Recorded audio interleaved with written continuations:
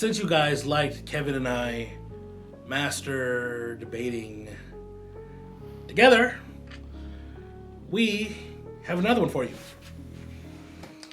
Hi-Capas. What's going on, you guys? My name is Cisco. And I'm Kevin. And there's been a raging debate in the airsoft community on what stock pistol is best out of the box. Now, some people don't want to pay $200 for a plastic pistol, Tokyo Marui. So here are some options that are great out of the box, at a fraction of the price, and pre-upgraded.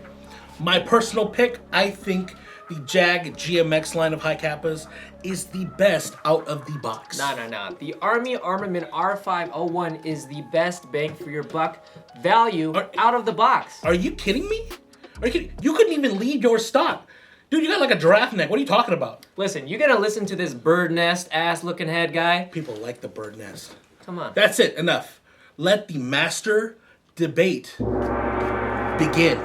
So I have the new Jag Gmx 3T in my hand. This is part of their new 4.3 series that we're going to call the GMX 3 series. Now these are using the same system as the GMX series. Did a video on that. Go check out the details. But the reason why I love the GMX 3T is because it's unique. You don't really see too many tan pistols on the market. And this being a Hi-Capa, it gives it a little bit more of a Milsim flair. Now, as I said before, it uses the G2 low friction system, meaning that this slide is butter. It's just so smooth. When you're shooting it, oh my goodness, you don't feel that grindiness that you feel in other cheaper pistols.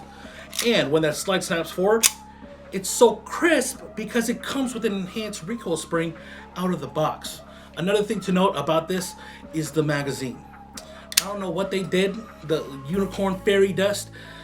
This magazine has such a great gas efficiency.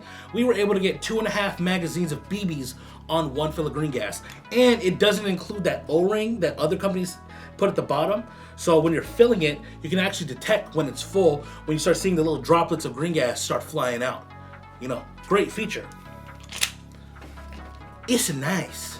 Now, the performance for a $120 pistol out of the box, if you could do this one shot with a quarter,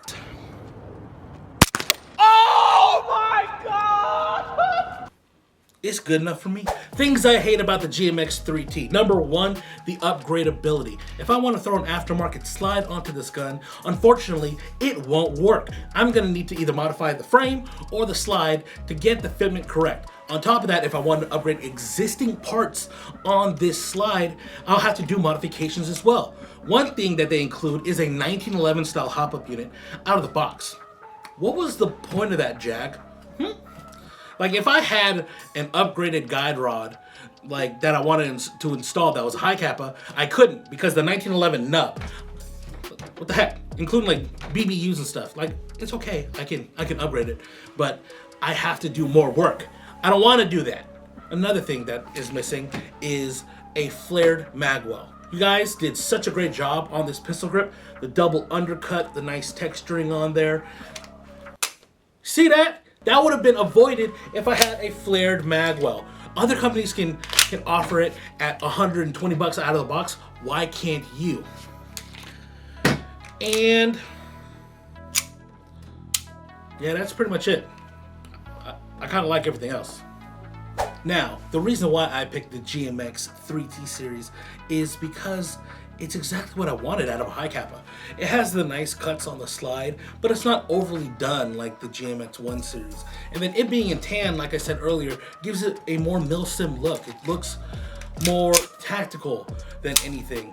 And if this isn't your cup of tea, don't worry, because Jag still has your back with all the other GMX series. They have like 100 models. It's nice. The nice peanut butter tan accents very well with Kevin's jelly. All right, now that Cisco is out of here with his clown trash stuff, that's right, I'm going Ash Ketchup on this.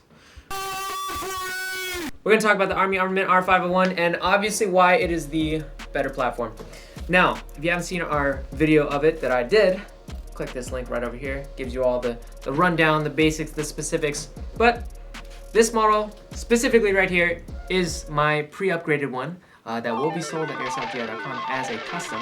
But I'm just gonna talk about the stuff that I like when it is stock. So let's just start with the looks. Don't tell me this doesn't look good. Look at this compensator. A1.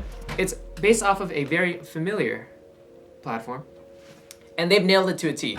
The compensator looks great, the sight tracker slide looks great, the stippled grip looks very aggressive, the mag well included already.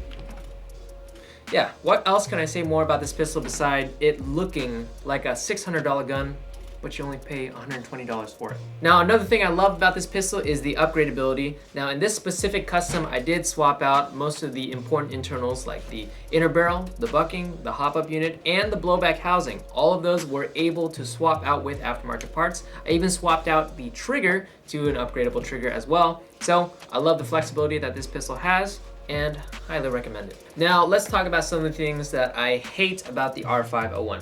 First off, the inner barrel in here, even though the length of the whole slide is a 5.1 length, the inner barrel is only 4.3. And I understand it's for aesthetics. They didn't want the inner barrel being exposed in the little ports in the compensator.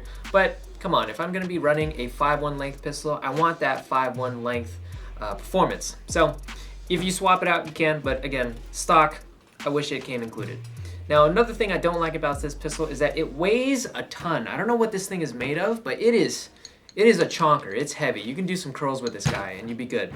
But yeah, it's pretty heavy, heavier than most stock pistols out of the box. So something to keep in mind. Another thing I hate about this pistol is the magazine. I don't know, for some reason, this magazine is very inconsistent. When you fill it from the top, it has the O-ring in here, so you can't actually hear when it's filled. You kind of just have to like press your gas can in and count for 30 seconds and pray that it's filling all the way. In my testing, it usually isn't all the way, so I'd replace the mag immediately.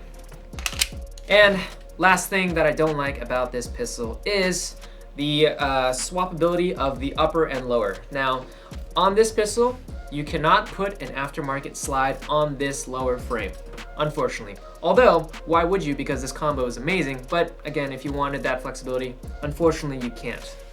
But you can put this slide on a TM lower frame. And here it is, look at that. Doesn't this thing look so clean? This is on a TM stock 4.3 frame. And just look how the compensator lines up so well with that lower frame. Oh, it's super clean.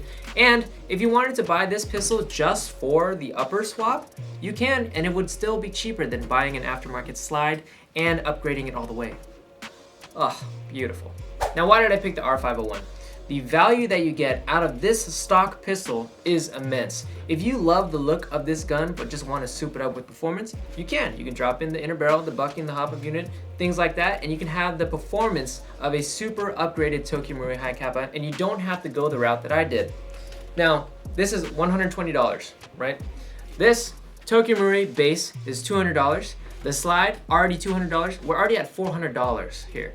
The magwell itself was $50. You get that out of the box. Again, and this pistol grip, I had to get it custom stippled. Again, already in the box. This guy probably could buy 3 R501s. All right, guys, after that hot and sweaty master debate, the obvious winner is clear. It is the JAG Gmx 3T. Look at how beautiful, how nice. Do you really think this doo-doo looking ass, ugly ass pistol is the winner? Excuse me? Ugly? I get 2.5 mags of gas efficiency. What do you get, like half? What's the point of looking good if you can't even shoot? Well, listen, at least I get a magwell out of the box for cheaper. Magwell? I can still reload. I could buy that aftermarket. What you can't buy aftermarket is better performance out of the box. Look at that. Need I remind you? Number 1. Oh! And number 2. Listen, it was all luck anyways, okay? Luck is a skill. Have you not played D&D? Anyways, guys, if you enjoyed seeing us master debate, let us know in the comments what other 2 platforms, pistols, rifles, whatever you want to see us master debate about. Let us know in the comments. Subscribe for more content. We upload every Wednesdays and Fridays. Support us by supporting Airsoft GI. You buy from them, you fund us. We get to make more content, have more fun, give you something to look at when you're on the toilet, because that's where you watch our videos, right? Specifically, Kevin. All right, guys. See you later.